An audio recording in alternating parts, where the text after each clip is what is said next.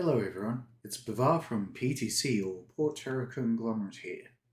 We're here with our latest video to give you an overview on one of the lesser known dropships of the verse, the Esperia Prowler. Throughout this video we'll be covering the ship's lore, her overall feature set and specifications, and how PTC likes to use the ship. As usual, we will also try and draw some links to real-world vehicles that fulfill a similar role to how we like to use the Prowler. Whilst not as lore-heavy as the Gladius was, she does have a fair old whack of it. To begin with, in 2941, the Imperial Pathfinders uncovered a series of abandoned Tavaran settlements spread across Cabal 3 in the system of the same name. Understandably, when the UEE discovered multiple Tavaran air bases, as well as bunkers, Esperia was called in to consult. Unsurprisingly, large amounts of what was uncovered is still classified. That being said, we do know that they found 9 fully equipped squadrons of Prowler A's hidden away in the bunkers, with the A variant being the very first models. What was surprising was that they'd been mothballed and stored properly with an eye to long-term storage, and had sat there for roughly 5 centuries. Initial studies took about 18 months and concluded by taking one of the mothballed prowlers out for a 45-minute test flight, thereby confirming its status as being fully operational. The government chose to ship 6 of the prowlers back to Esperia's clean lab at Kutaram over studying them on site. During Esperia's research, their management began recreating the ship with human control surfaces and updated components. Once this had been done, a more formal pitch was made to the UEE for rights to license the ship's manufacturer. Much to the surprise of everyone involved, the government agreed with no strings attached. One quirk of the recovered prowlers was that these models predated the 2 Tavaran wars and therefore lacked the dorsal turret. Esperia's engineers also had some difficulty recreating the plate cockpit. This required several months to perfect the once commonplace Tavaran technologies involved in its construction. Thankfully, aside from that, the company was able to either recreate most of the ship and its components easily, or replace them with modern equivalents. Computers were definitely one of the portions that were pretty much gutted or ripped out completely, as the original Tavaran software was either lost to data rot or deemed incompatible with modern systems and components. She subsequently debuted in 2946 at the annual IAE event. Whilst the plans to sell to the UEE largely fell through aside from testing units and a small special forces order, the Prowler immediately caught on with the civilian market. Pre-orders were, surprisingly enough, not taken from historians and preservation groups, but rather from mercenary forces and wildcatters. Nigh on half a millennia removed from the wars and associated animosity, the Prowler once again took to the skies with human and Tavaran now at the helm. As an interesting historical tidbit, Prowlers were once commonly used for their stealthy strike team insertions to attack civilians in UPE forces or facilities, as well as boarding UPE patrol craft, subcaps, and various transports.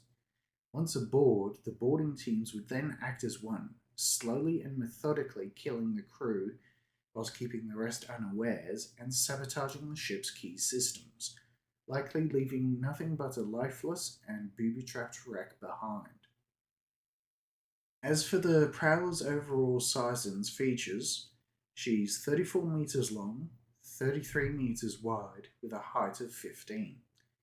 In terms of her components, she runs a single size 2 power plant, dual size 2 coolers and dual size 2 shields, and a size 2 QT drive.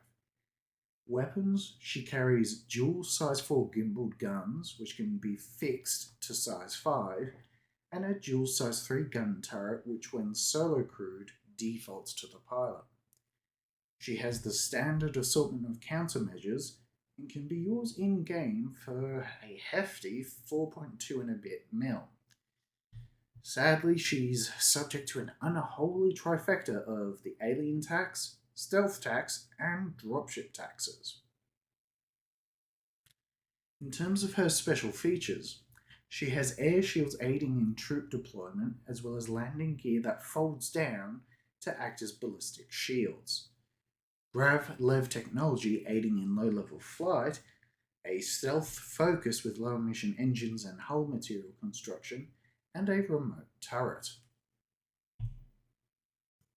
For a dropship, the Prowler handles more or less like a heavier Vanguard. She has a decent amount of drift to her, as well as a pretty damn decent amount of acceleration, all things considered. To go a tad further, she does have a weaker vertical strafe, but a decent horizontal strafing ability when in normal flight mode. Flicking on VTOLs, however, drastically drops her forward thrust, but allows her to strafe like a rocket in a vertical manner. That acceleration, combined with her handling and stealth, grants her the nasty ability to boom and zoom and tangle with medium to heavier fighters, or ideally heavier multi-crew craft, especially when running ballistic Gatling guns like the AD-4s or AD-5s, combined with her size 3 energy weapons on her turret. With this in mind, it makes for quite the effective impromptu heavy fighter when pushed, or if you want another heavy fighter to work alongside one, with the option to act as a dropship if required.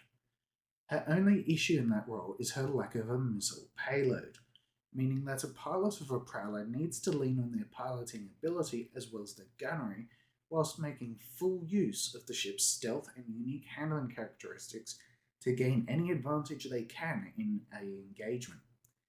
Gimbaled guns are heavily recommended as it takes advantage of the ship's unique handling. A unique feature to the Prowler is the sound profile of her engines. Unless it's at high throttle and high speed, you won't be hearing her pass you by from average distances, and at SEM speeds, the old girl has to be closer than 3 kilometers to be heard, and even then, you'll typically hear a soft thrumming sound like a hummingbird flitting past you. This allows her to approach would-be victims on the ground with little to no warning audibly.